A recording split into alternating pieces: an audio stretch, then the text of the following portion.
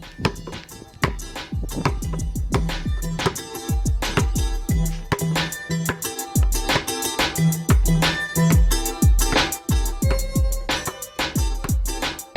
Hoop Heads Podcast is brought to you by Head Start Basketball.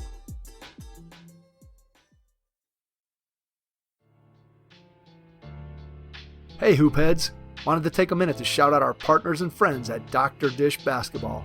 Their Dr. Dish shooting machines are undoubtedly the most advanced and user-friendly machines on the market, and they truly accelerate skill development faster than ever.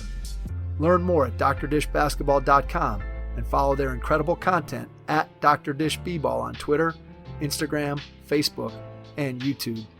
Mention the Hoopheads Podcast and save an extra $300 on the Dr. Dish Rebel, All-Star, and CT models. Also, make sure to check out the new Dr. Dish Home Machine. Visit drdishbasketball.com for details. That's a great deal, Hoopheads. Get your Dr. Dish shooting machine today.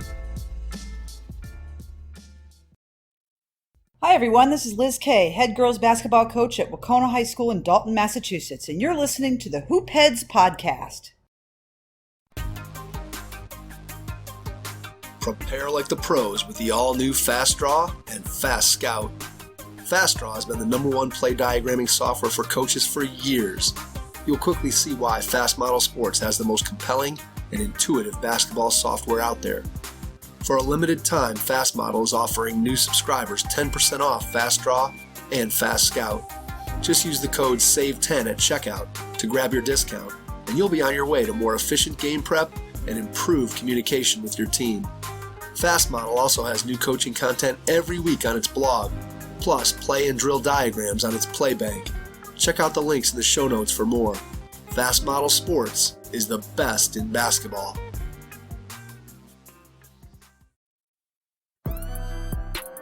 Coaches, do you have a point guard or leader you're going to be counting on next season to run the show for you? Don't leave next season to chance. Thousands of coaches send their players to a point guard college camp each summer to learn to think the game, lead a team, and run the show. Your players will be smarter, better leaders, and better equipped to foster a championship culture next season in practice and in your locker room. I've seen firsthand how PGC camps have had a huge impact on players and coaches that I know, both on and off the court. You can go to pgcbasketball.com to find a 5-day, 4-night camp near you. That's pgcbasketball.com. We have great facilities and we have a great fan base. We lead the league in attendance every year. And it has been easier for us to recruit kids away from here than it has kids near here. You look at this year, we started 3 kids from Illinois and 1 from Wisconsin.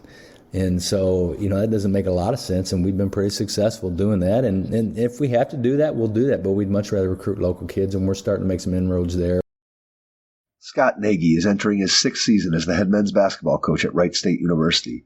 A 3-time Horizon League Coach of the Year selection, Nagy won 20-plus games his first 4 seasons with the Raiders and tallied 18 wins in the shortened 2020-2021 campaign. In 2020, Nagy became the 61st NCAA head coach and the 28th at the Division I level to reach the 500-win mark and has won over 100 games during his tenure at Wright State. Prior to Wright State, Nagy spent 21 seasons at South Dakota State. During that time, he guided the school from Division II to Division I and compiled an overall record of 410 and 240. Nagy began his coaching career at the University of Illinois under Hall of Fame coach Lou Henson, where he got to coach alongside his dad Dick, who was a longtime assistant under Henson. If you're looking to improve your coaching, please consider joining the Hoopheads Mentorship Program. We believe that having a mentor is the best way to maximize your potential and become a transformational coach. By matching you up with one of our experienced mentors, you'll develop a one-on-one relationship that will help your coaching, your team, your program, and your mindset. The Hoopheads Mentorship Program delivers mentoring services to basketball coaches at all levels through our team of experienced head coaches. Find out more at hoopheadspod.com or shoot me an email directly, mike@hoopheadspod.com. Follow us on social media at hoopheadspod on Twitter and Instagram, and be sure to check out the Hoopheads Pod Network for more great basketball content. Be ready to take some notes as you listen to this episode with Scott Nagy, head men's basketball coach at Wright State University. Hello and welcome to the Hoopheads podcast. It's Mike Klinzing here without my co-host Jason Sunkel this afternoon, but I am pleased to be joined by Scott Nagy, the head men's basketball coach at Wright State University. Scott, welcome to the Hoopheads pod. Yeah, thank you for having me. Absolutely. We are excited to have you on, get a chance to dig into all the things that you've been able to do in your career, a wide variety of experiences that we want to be able to touch on. Let's go back in time to when you were a kid. Tell me a little bit about your first experiences with the game of basketball. Well, my dad played for Lou Henson. Jack Hartman or Lou Henson first recruited him to Hardin-Simmons, and then he finished playing for Jack Hartman, who went on to Kansas State. Lou actually went to New Mexico State, where he went to a Final Four, and then Jack Hartman went to Kansas State. But Dad played for both really good coaches at Hardin-Simmons, and then he was a graduate assistant there. I was born in Abilene, Texas, where Hardin-Simmons is, and then he moved to Barton County Community College, which he was the very first coach that Barton County ever had in Great Bend, Kansas. And I think he was there 8 years. I think I moved there when I was 3, and he got fired when I was 11. So that was my first experience, real experience with coaching, is just the hiring and firing, and so that that's kind of where it started for me. In Great Bend, Kansas, I thought at that age that those guys are the greatest basketball players ever, and so my grade school years were there, and that's kind of where I started playing basketball. And all my heroes were junior college players, and great guys. My dad was a tough coach. A very he couldn't survive in today's game. They wouldn't allow him to do and treat players the way he did back then. In the early '70s, and so. But he was a very tough guy, very defensive minded, and so that's where I got my start. I played all the grade school basketball and things like that, but it was because my dad was a coach. Did you get to get in the gym at the schools where your dad was to be able to play? Yeah, I got to do a lot of that and go shoot around at Barton County, and I can remember all kinds of things. My dad went from Barton County to, we got fired, and he was out for maybe a year. He was out selling cars and losing his mind and hating it. Then he got back into it at East Central Junior College in Union, Missouri, and he was there for a couple of years. So my 6th and 7th grade years, I was in Union, Missouri, and then Coach Henson was at the University of Illinois, and brought him over to the University of Illinois. And so my 8th grade through high school, I spent in Champaign, Illinois. And, I think his position enabled me to be involved in basketball at levels probably some other people weren't. And so I remember my first year in Champaign, and Illinois went to the NIT tournament, which seemed like the biggest thing in the world back then in 1979.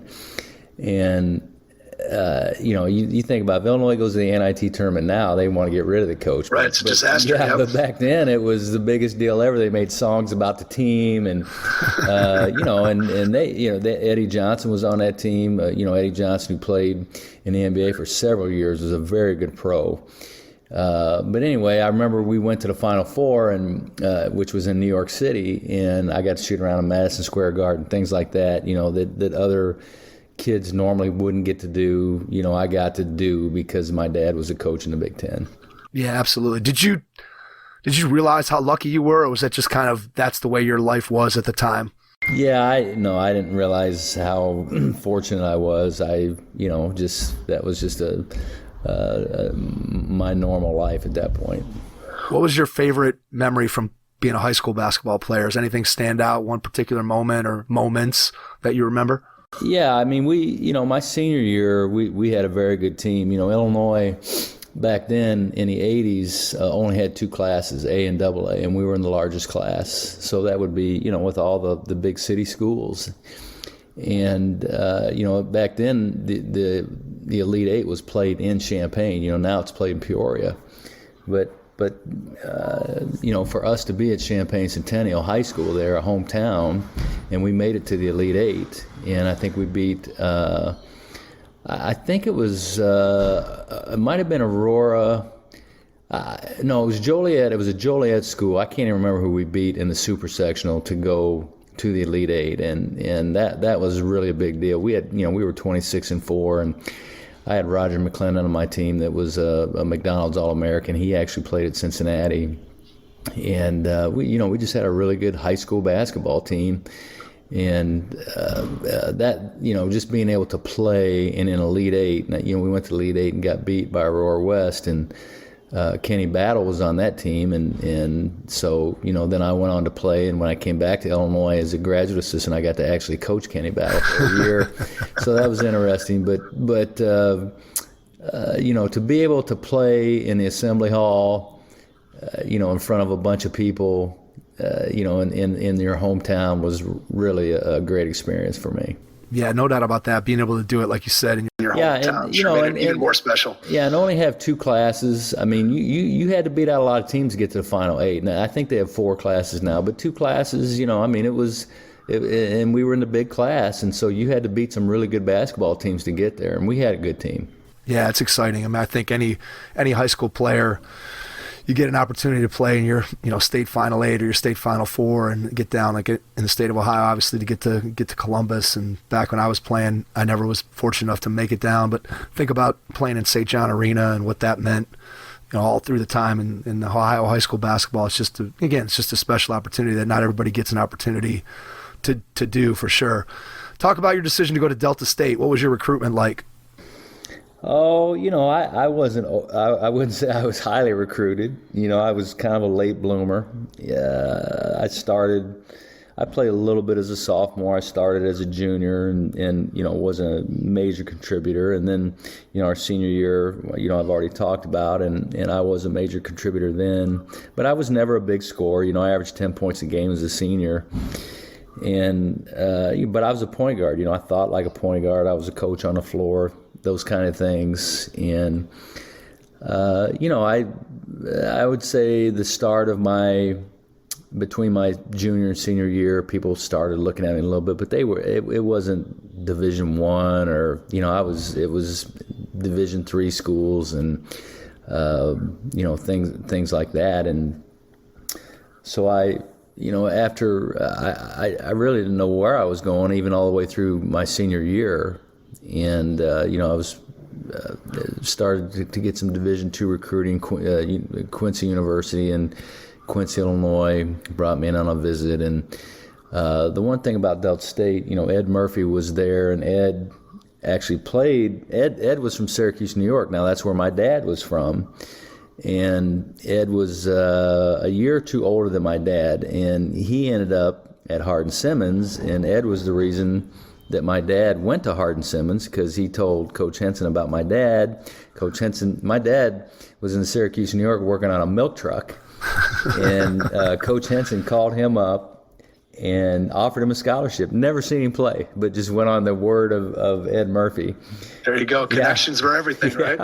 And so, Dad accepts it and goes from Syracuse, New York with my mom. They're just newly married, and drive all the way down to Abilene, Texas. And, what a change for them.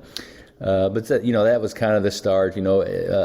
Coach Murphy and my dad had known each other in high school, and so he was at Delta State at the time, and so I went down there to visit and really liked it. I mean, it was the South was a lot different for me. It was kind of a culture shock, but that's how I got down there, was those connections. My dad knowing Ed, and it turned out great. I loved Delta State. Just had a great experience. What was your favorite college moment? Same question as I asked you about high school. Well, my first 3 years, I played on incredibly good basketball teams. I mean, my second and third year down there, I played with an NBA player, Gerald Glass, who after his sophomore year, my junior year, he transferred to Ole Miss. And that's my first 2 years. Coach Murphy was there, and then he went to be the head coach at Ole Miss. And then he recruited Gerald, and Gerald stayed one more year and then transferred to Ole Miss and went and played at Ole Miss and then the NBA. I played with, a couple CBA players, and we had really good basketball teams and played in 3 NCAA tournaments. My junior year, we played in the Division II Final Four in Hartford, Connecticut. That was a great experience. I just played with some really good teams, won a lot of games there. And, it was an unusual situation where I got every game that I ever played at Del State, I started in and played in. Really, my freshman year, I had a point guard that was actually from Cleveland, Ohio, Aaron Smith. And he was a lot better than me, but Coach Murphy was mad at him because he came back out of shape, and so I got to start. And Aaron played most of the minutes, but I got to start the whole year. And I was freshman of the year in the league. And honestly, I was an average college player. I wasn't a great college player, but I played with good players, and I was smart enough, to throw it to the right people. And I was a good ball handler and a good leader. I was just an average scorer. I wasn't that just wasn't my deal. But I took care of the ball and got it to the right people, and was fortunate enough to play with a bunch of really good players. But I would say playing in that Division II Final Four was pretty cool for me. Yeah, absolutely. I can imagine that would be exciting. I think your story of, trying to figure out how to fit in, and when we think about just where we are in terms of the transfer portal and guys coming in and starting to drop down into the high school ranks and AAU and everything about people jumping from one place to another.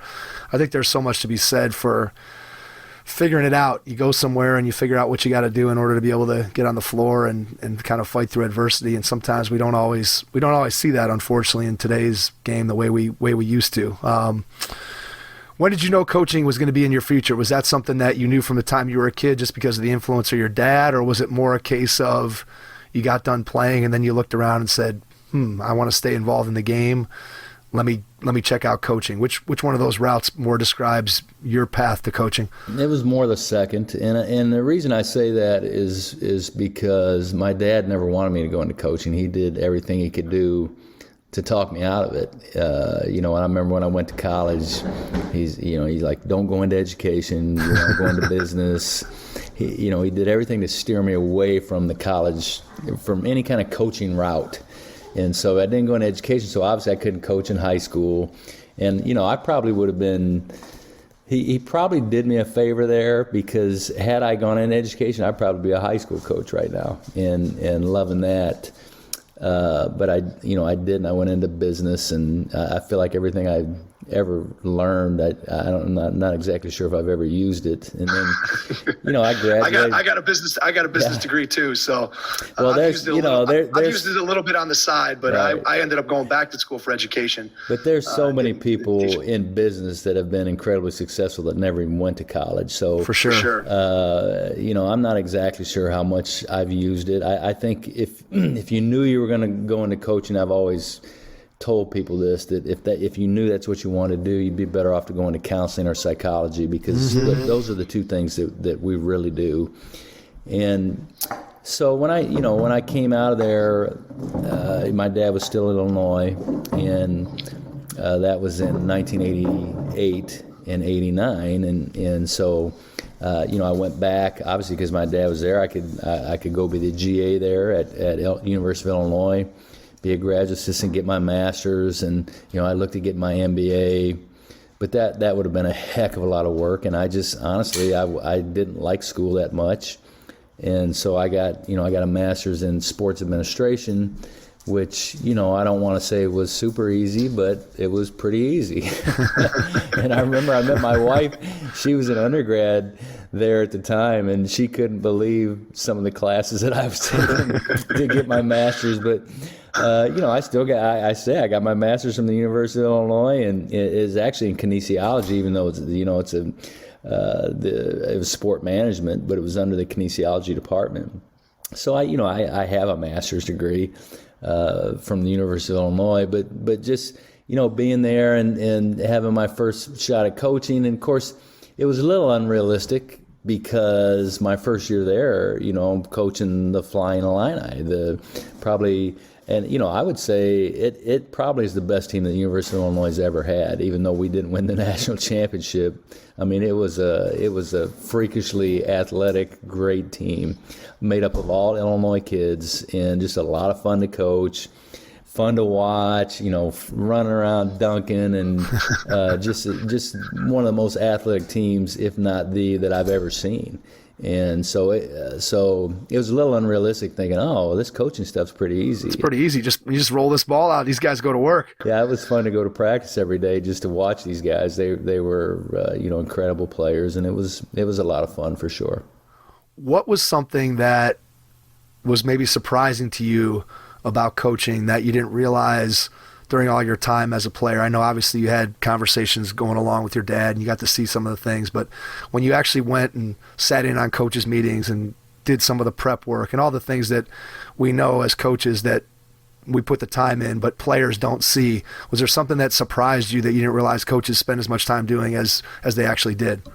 Yeah, probably not, just because I watched my dad all those years, and obviously at the University of Illinois, you have more personnel. I mean, he was doing it as a junior college coach. He was doing it almost all by himself. I can remember him coming home after games at night, and, he wasn't a highly successful junior college coach. But I can remember him coming home and staying up late at night and watching TV and sitting with our dog and watching the Three Stooges, anything that would cheer him up after a loss. I do think that most players, I probably have a greater appreciation of it because I saw my dad, but most players don't understand the amount of work that coaches put in beforehand, to prepare their teams, and the practices, the amount of time we put in to just planning a practice, and all the things that go into that, and how it works up to playing a game, and then the preparation for a game and the scouting. And most of them don't understand that, and that's okay. I think as a coach, I don't need them to understand that, but I, the information I give them, or my assistant coaches give them, I expect them to take and take very seriously, because I know how much work goes into it. Yeah, absolutely. What's something that you were good at right off the bat as a coach, and then maybe what's something that was maybe not quite as natural for you that you've gotten better at over the years? I was very fortunate. My first two jobs. Okay, so I went from and even when I was at the University of Illinois, I was a little unsure whether or not I wanted to coach. I knew I was getting my master's. I looked at possibly even going into Campus Crusade for Christ. I mean, there were all kinds of things I was looking at because I knew my dad didn't want me to go into coaching, and so I think just subconsciously I was trying to do everything not to go into coaching. But it's what I knew. I knew basketball. It's kind of what I knew, and so I got this job coming out of the University of Illinois at South Dakota State University as an assistant coach, and I mean, I didn't have a clue what I was doing, particularly on the recruiting. I'd never recruited before, and so that that was a new experience for me. But I worked for. I was just very fortunate to work for a couple guys that had certain strengths, and they were opposite of each other. And so my first guy was Jim Thorsen, and Jim Thorsen was a good coach at South Dakota State University. I worked for him for 3 years. My first year I got there, we went to the Final Eight, and then. Or maybe it was, I can't remember. It was the first year or second year, but we went to 2 NCAA tournaments. I mean, we had just a good basketball teams. My third year, we went to we won 19 games, and so 2 NCAA tournaments, 1 Final Eight, 19 games, and my head coach got fired. Now, Coach Thorsen was a tremendous teacher. And the X's and O's and the fundamentals and all those things, which are things that, I still needed to learn. I knew enough about it, but I need to learn how to teach it and how to put a practice together. Still things I do today with practice, now I put a practice together, are what he did. And so I learned a lot from him. Now, Where he was not strong was the relationships with the players.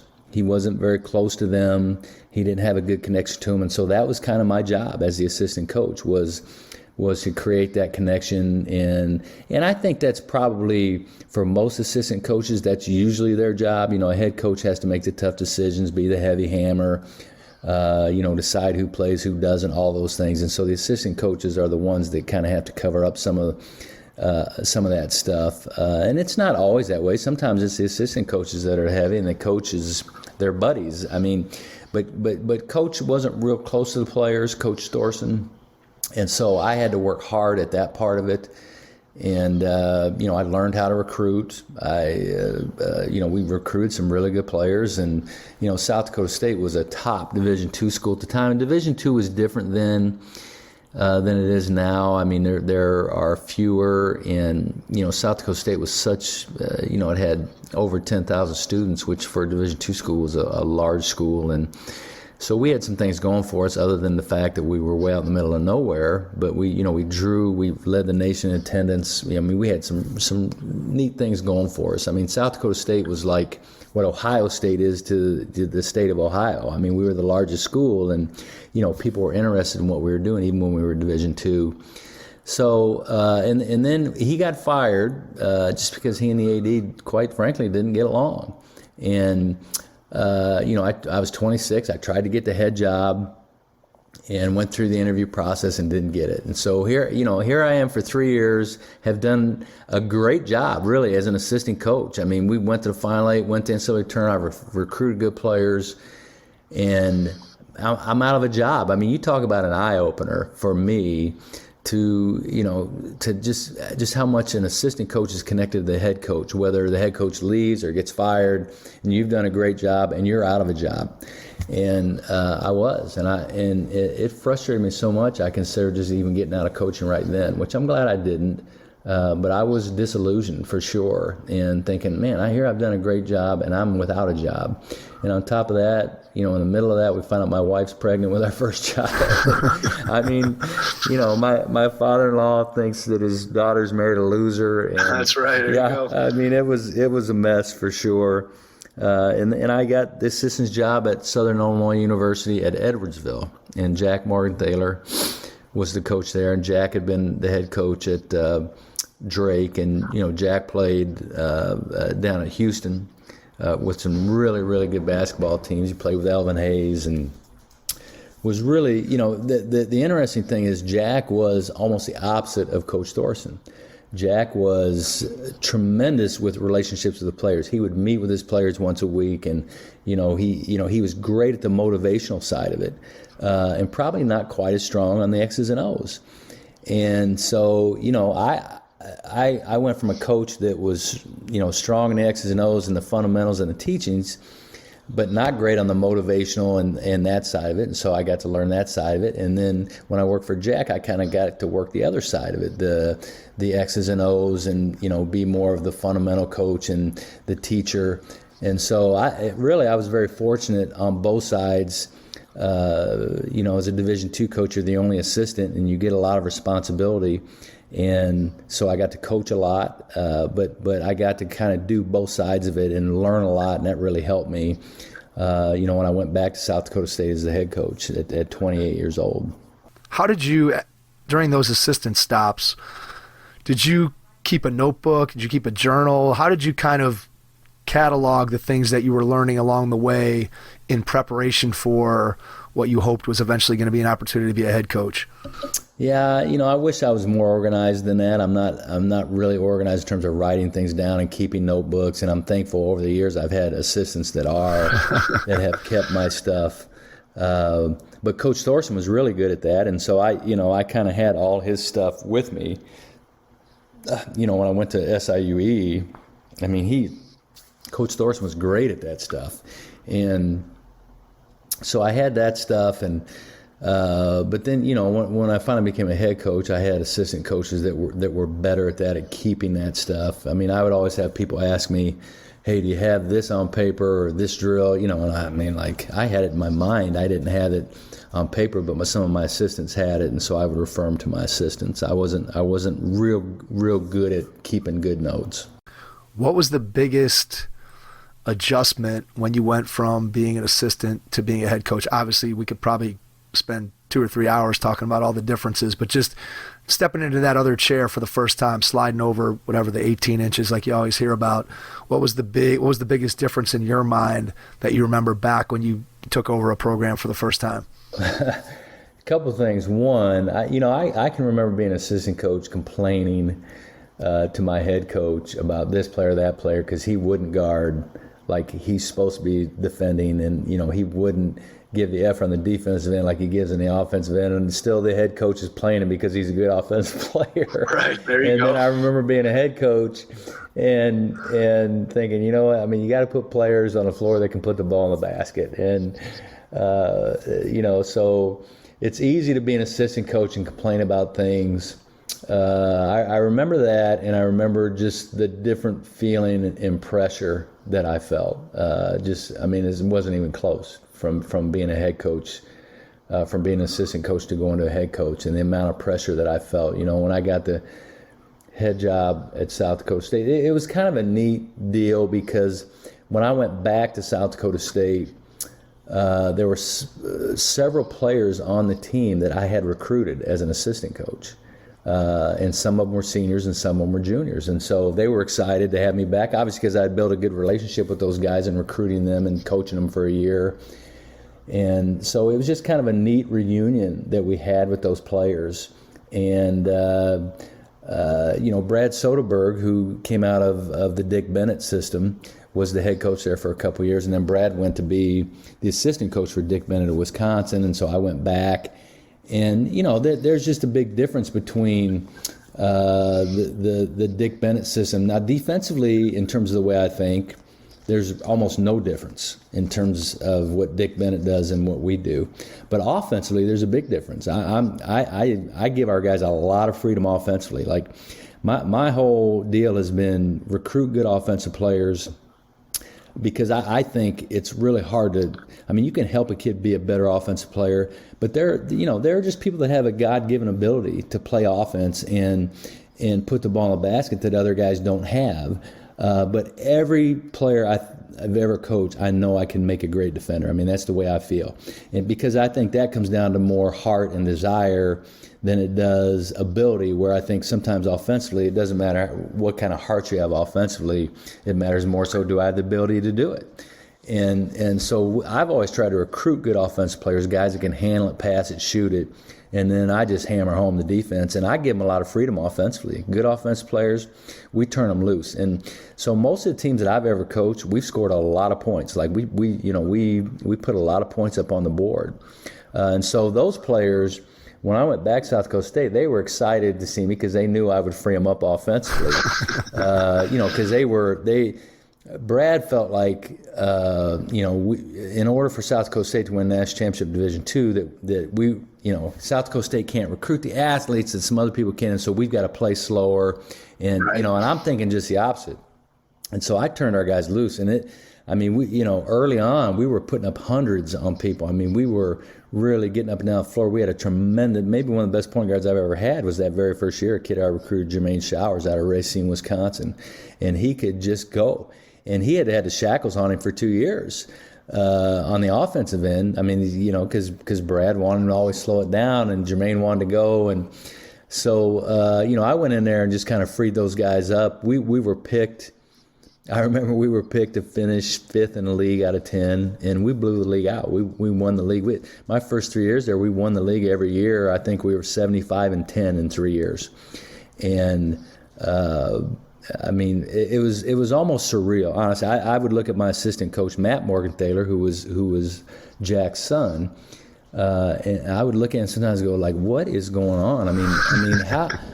We were so young and so dumb and, still learning how to even be a coach. And here I'm a head coach, and we're just winning 3 straight league titles, and everything just seems so easy. And I remember my dad saying, hey, you need to get out of there. You're not going to make any more friends than you have right now. And so, but that first year, honestly, as a head coach, is probably the most fun I've ever had, because I got to go back and coach guys that I'd recruited as an assistant. And we just had a great relationship, and they were excited to have me back. And we had a great team. We really did. We won the league and made it to the regionals of the finals, and lost Fort Hays State, who had a great team. And then the following year, we went back to the regionals and beat Fort Hays State, went to the Final 8. And, I'm just a young guy, still learning how to coach, but I got to coach a lot of guys. It was a unique situation where I got to coach guys that I had recruited as an assistant. Yeah, that doesn't happen very often, I'm sure. That I can't think off the top of my head of too many experiences there. Somebody would be recruited by an assistant coach, then they're gone, and then they come back as the head coach. I don't think that happens very often. Hey, hoopheads, we all hate ankle sprains, and they happen way too often. Ankle injuries are the #1 sports-related injury. Arise is trying to change that. With the iFast, your athletes get preventative protection and full mobility. Athletes no longer need to wear bulky braces that limit performance and give mediocre protection. Anyone playing sports should be using these products. Keep your athletes in the game. Don't wait for them to get hurt to take action. Visit www.arise.com/team pricing to learn more. That's ARYSE.com. When you think about your offensive system, and even though you've taken the shackles off your team and you want them to be able to utilize their skills, how has your offensive system changed over the course of your head coaching career, just in terms of sort of the way the game has evolved around threes and pick and roll, which when you go back 25 years ago, there wasn't a whole lot of teams running that type of style. More people were running the Bobby Knight, motion offense. And even if you were getting up and down the floor, you still didn't have the volume of threes and the amount of ball screens that we have in the game today. So how would you describe how your offensive system and philosophy has changed over the years? I don't think it's changed a lot.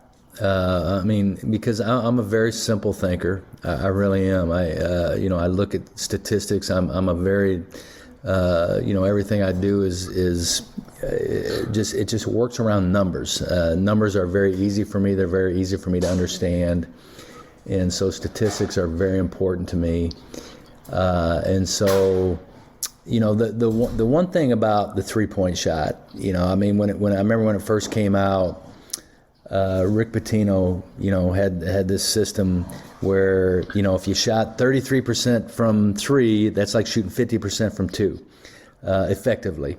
And it's true. If you cut out everything else and say, if we shoot 33% from 3, we're going to score exactly the same amount of points as we do if we shoot 50% from 2. And all that's great. I get that. And I think people fall in love with the 3-point shot, and Seth Curry's really changed that. But I think the big thing, in my opinion, that people are missing, and we've really stressed in our programs, and I think if you go back and you look statistically, what we've done and how we've scored the amount of points that we do, is the free throw line. And if you shoot a lot of threes, if that's your deal, then the one thing that's going to happen is you're not going to get to the free throw line. And if I, as a coach, could go to the free throw line every time down the floor, that's what I'd want to do. Because that's like shooting 70%. If your team shoots 70% from the free throw line, that's like shooting 70% from the floor. Yep. And, okay, so if we're taking a lot of threes, chances are we're not getting fouled. And so my whole philosophy was always designed around getting the ball to the rim. And so I've always had good post players, always had people we throw the ball into, even guards. We post our guards. We like people that can post and play with their back to the basket. We like people that can drive. And over the years, we've developed what we call the 10-foot zone. The TFZ is what we call it. I got it off of TMZ. The 10-mile zone. This is the 10-foot zone for us. And, when I started looking at statistically, that's where all the fouls happen, in the 10-foot zone, the TFZ. And so offensively, that's where we want the ball. Whether it's off the break, we want to get it there and then kick it out. If we're in our half-court motion, we want to get there. Either we drive it there or we throw it there. And then any passes that come out of there, because, the defense has collapsed, those are the 3-point shots we want to be able to take. I don't want to shoot 33% from three. I want to shoot 40% from three as a team. That's my goal. And I always tell our players, if you're not shooting 40% from three, then you need to shoot less of them, or you need to get better shots. One of the two, because I want that to be your goal. And as a team, we've had some teams that shoot over 40%. Now that's tremendous. But if you go back and look at most of our teams, most years we make more free throws than our opponents attempt. And when we're doing that, we're generally winning games. And that's how we score points. I always tell our players, you look at the high scores. Take the NBA, okay? Take Jordan back when he played, LeBron now. And if they're averaging 30 points a game, they're not making 15 jump shots. They're making maybe 10 shots, and then they're shooting 10 free throws. That's how they're doing it. They are getting to the free throw line, and they're shooting a high percentage. And so that is a big goal of our teams. And then consequently, obviously, defensively, we're trying to do just the opposite. We don't want the ball in the 10-foot zone. We do everything we can do to keep it out of there. And we don't want to foul. We don't want to put people on the free throw line. And so, everything we do is really designed around that. It's very simple. And, we want to recruit good shooters, guys that can shoot it. And, I might complain that you're shooting too many threes or this, that, the other. In a game or in practice, I might say that's a bad shot. But I always tell them, because I meet with my players a lot. And so a good shooter, my instructions to him is when you're open, you better shoot it. I want a confident player that's not worried about what I think all the time, that won't look over at the bench and go, I don't need one guy jumping up and shooting the ball thinking, I wonder if coach wants me shooting this shot. That's a recipe for disaster. I want you shooting that ball because you want to shoot it and you're a great shooter. And so when I sit here in my office and I tell you when you're open, you better shoot it, listen to that. When we get out on the floor, on a practice floor in a game, and I get mad at you for this shot or that shot, I need that to go in one ear and out the other. You got to be tougher than that. You can't be worried about me all the time. Listen to what I'm saying when I'm in my sane mind in my office, and don't listen to what I'm saying all the time when I'm out of my mind in practice or in a game. And so, our players have always played with a lot of freedom offensively, which I want them to. I mean, that's one of the things we want our guys doing is playing freely. But I've always told them this: freedom is earned. It's not like we're all just free and we can do whatever we want to do no matter what. That's not how it works. You earn the freedom by showing us in practice and by showing us statistically how good a shooter you are, because we keep stats in practice. And like we keep rebounds and we keep turnovers and we keep shooting percentages. And, if you're shooting 30% from three, then you better be shooting less of them, or you better start getting better ones, or you're just not going to have that freedom that we want you to have. And so, that freedom's earned. But when you've earned that freedom, I need you to play with it. And I want you to be a confident player. How do you instill that the mentality to have your guys get into the rim, into that TFZ? Because I'm thinking, there obviously are some players that just have the knack for getting there. So the part of that is probably just recruiting, looking for that type of player. But I'm guessing day in, day out in your practice setting that you're constantly preaching to them, hey, we got to get the ball into this zone, and then that's when we attack out for three. So what do you do? Do you chart the number of times guys get into the 10-foot zone? Is it just something that you're constantly talking about, discussing, emphasizing? How do you go about teaching that mentality of, hey, we got to get to the rim? I would say the best way, we've done it over the years, what we've developed is a scoring system in practice. And it mostly it revolves around a defensive scoring system, but it also, for us, we're a motion team. And so, my mental energy, quite frankly, goes mostly to defense. I mean, that's when I watch our teams play, I'm watching the team that's on defense most of the time, not the team that's on offense. But we have a scoring system in practice that we've developed, and it just rewards that kind of stuff. And so when you're doing it day after day after day after day, it just becomes a habit. It becomes a habit. We reward offensive rebounding. We reward 10-foot zone shots over a 17-foot jump shot. So like if you score in the 10-foot zone, you make it three, they count the same for us. And so, our guys understand that if you foul, it's, we subtract a point. If you turn the ball over, you lose 2 points.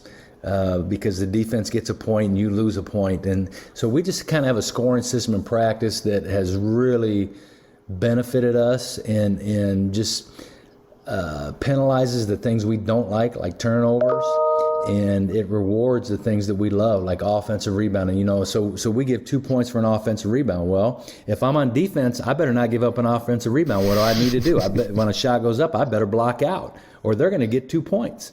And so, all the things we're trying to get done. I mean, we've always been a great rebounding team. This year we average in league over 10 rebounds better a game than our opponents. So we're one of the top rebounding teams in the country. I honestly give a lot of credit to that scoring system that we have in practice.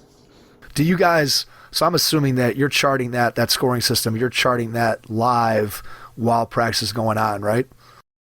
Yeah, like almost anything that we do, we're keeping score by that scoring system.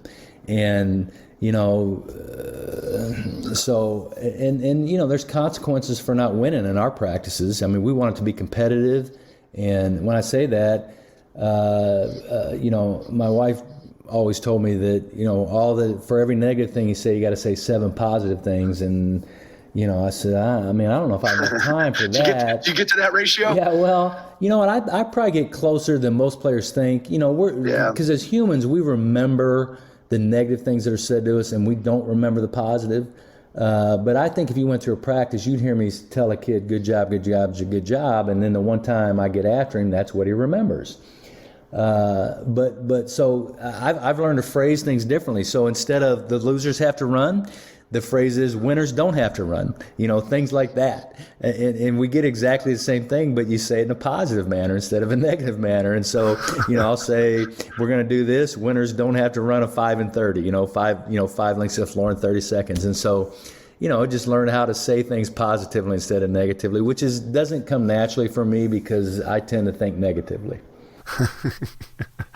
I think a lot of people, when you talk about just that particular aspect of coaching, and I think back to the beginning of our conversation with talking about your dad and how you said, he couldn't coach in today's era.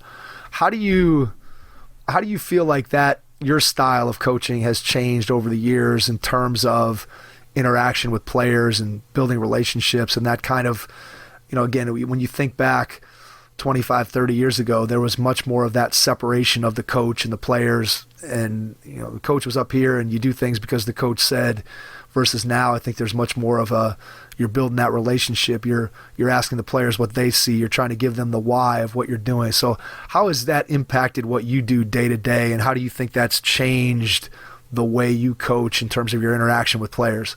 It's definitely changed. I think part of it just becoming a parent and, learning that I can't parent like my dad. I don't get to just say, do this because I said so, because that doesn't necessarily get the reason why across to my son or my daughter, and I want them to know the reason why. And so, but I also know the difference between why should I do it and why, what is the reason we're doing this? I mean, there's a big difference in terms of the attitude of asking why. Sometimes it's like, I don't want to do what you're saying. And the other time is, why are we doing this? And I do think that's important. Now, when I was a younger coach, it was amazing. I think back to how hard I was on those teams and the things I said to them in the film sessions and how sarcastic, and I was brutal. I really was. I was very hard on them. And quite honestly, it wasn't fair, some of the stuff I did. Now, I knew because we were winning, we were winning at such an unbelievable clip. Like say those first 3 years, 75 and 10. I mean, I could say almost anything. They were getting their reward because everybody else outside of the program was telling them how great they were. And so they were getting their reward. But I'll tell you, when I went through that stretch, when we made that transition at South Dakota State from Division II to Division I, and we had about a 5-year stretch there where we were not very good. And we had a hard time keeping players, and I had to change. I watched kids get their tails handed to them, and I couldn't coach them like I coached kids that were 25 and 3. These kids were 6 and 22, and I couldn't be the same. I couldn't coach the same way because they were getting pounded and they were beat down, and I couldn't do that to them. And so that's really where, and I'm thankful for those days because I had to learn how to coach. But before I just had better players than you, and we just beat the crap out of you. And then when you had better players than me, we went D2 to D1. Everybody had better players than us. I had to learn how to coach. And so those were incredibly beneficial days to me, a blessing when I look back on it compared to just, I was so used to winning all the time, everything I did. And I went through this process of not being able to win, and it really made me take a look at what I was doing, kind of man I was, what was really important to me. Was it just about winning and people seeing me as a winner? Because I feel like that's where I was at that point, and all of a sudden I wasn't a winner, and I felt terrible about myself. And yet I'm probably doing the best coaching job I've ever done, and nobody even notices because we're getting our tails handed to us. And so that was a big process in my life, and a changing point for me to learn how to coach kids better, still get the same thing out of them without berating them and beating them down and saying things that don't need to be said. Asking for forgiveness where I never used to do that. I used to just, I would just go right through people. And so, I would say humility was a great thing for me. It helped me be a better coach, understand the players better, give them more grace, which is what I needed too. And so I'm thankful for those years. And some of it's cultural change too. Kids today just can't handle and I don't care what anybody says, I know that's the case. I've been coaching 26 years. 25 years ago, they could handle more than they can handle now in terms of what I say to them. Yeah, I don't think there's any doubt about that. Their kids are more entitled. They particularly the really good ones have had everybody kissing their tails and telling them how great they are. And they've really people haven't been honest with them about the things they need to change in their attitudes. And kids cannot handle as much the criticism today like they could 25 years ago. I think that introspection that you just shared, thinking about yourself and how you grow as a coach and just how you have to evolve with the times and being aware of it, it's something that I think everybody goes through, but I think it's something that's really, as you said, it's difficult. It's not easy to look in the mirror and say to yourself, especially like you said, when you're winning, that covers over a lot of maybe ills that are going on behind the scenes, things that you might think about changing if you weren't winning, which obviously you had that stretch as you transitioned from D2 to D1. I want to be respectful of your time here, Scott, and ask you one final two-part question before we wrap up. When you think about the next year or two looking ahead, and this is obviously hoping that we're going to get back to normalcy with the pandemic and that things are going to be the way we all remember them at some point here. What's your biggest challenge looking forward? And then number two, when you wake up every morning and you go into your job and you get into the office there at Wright State, what's the biggest joy that you get from what you do every single day? Well, I would say the biggest challenge, and we've taken this head on at Wright State. In the state of Ohio, there's 13 Division I schools, and I think when we got here, just about any young man would have almost gone to any Division I school over Wright State. We sit in Dayton, Ohio, and within an hour of us, we have 5 Division I schools, Cincinnati and Xavier and Miami and Dayton and Ohio State, that almost any kid would much rather go play than Wright State.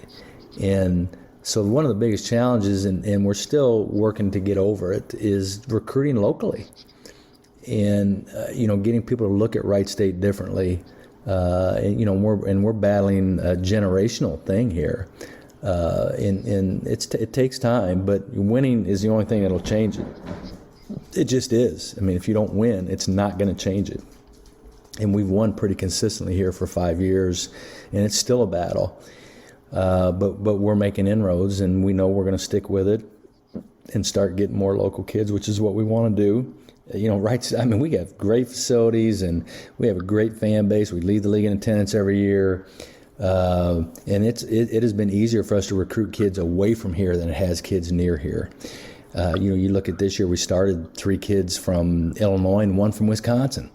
And so, that doesn't make a lot of sense, and we've been pretty successful doing that. And if we have to do that, we'll do that, but we'd much rather recruit local kids, and we're starting to make some inroads there. Our 2 freshmen that will come in this year are both within an hour. And so, we're happy about that. And so that, honestly, that's the biggest challenge for us, is just that recruiting piece, particularly in Ohio. And then, what was the second part of your question? Your greatest joy. I would say just the players. I constantly have to remind myself, because sometimes the pressure just takes away the joy. It's just like, the expectations. And I've gotten used to the expectations, and I'm thankful for that, that I've been involved in winning programs and people expect us to win, and that's a good thing. I would rather have that than people expect you to lose. But it can be draining. It really can. And, you get to the point where you've won, and people just think, well, that's just the way it's going to be all the time, and it's going to be easy. And it's not easy. It's never easy. So I have to deal with that pressure, and it can steal my joy.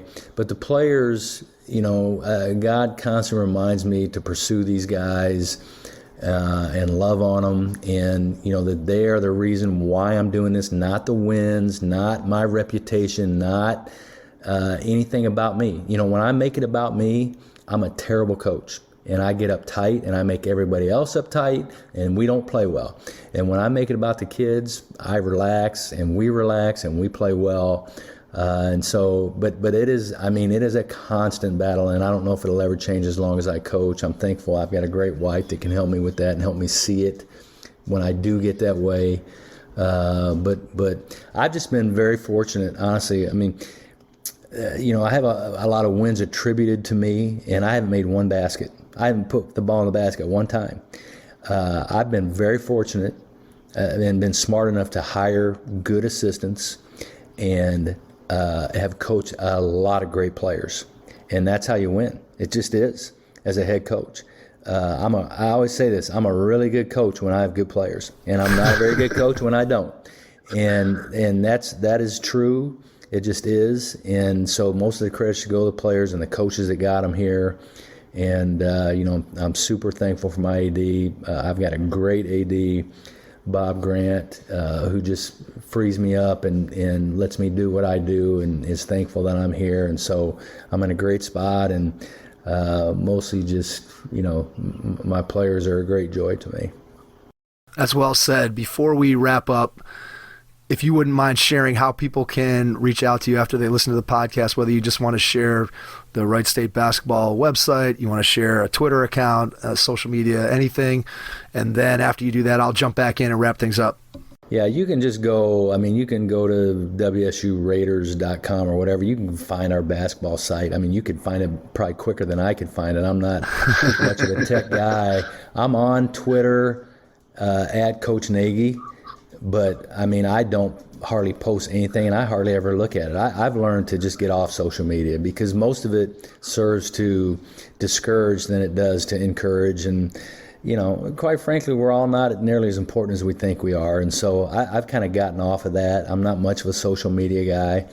I keep it pretty tight in terms of how I get my information. I get it from my assistant coaches, and then other than that, I don't really search for Wright State men's basketball and anything else. In that way, I don't get discouraged when people are critical or whatever. And so I've learned to do that. And you can find my email on that Wright State website. It's pretty simple. It's scott.nagy@wright.edu. And you can email me. And if you wanted something from me, I'd have my assistant send it, because they have all of it. And so, yeah, I'm a pretty basic guy, that's for sure. Keep your circle tight, right? Yeah, it's funny. I'll tell you a quick story. At Coach Nagy, right, is my Twitter, and the Bears coach is Matt Nagy. Same spelling. And every time the Bears play, every Sunday in the fall, you can't believe the amount of people firing at me on Twitter about how bad the Bears are. You're going to be picking the Bears in the next quarter, but you better hope Justin Fields is good. Maybe you'll start getting some positive. Yeah, I know. Maybe that'll help. Action on Twitter. But I generally don't get anything positive. I only get the negative, and that's why I know I'm just better off to stay off Twitter. That's good stuff. Well, Scott, I cannot thank you enough for taking the time out of your schedule today to jump on with us here. Really appreciate it. And to everyone out there, thanks for listening, and we will catch you on our next episode. Thanks. Thanks for listening to the Hoop Heads podcast, presented by Head Start Basketball.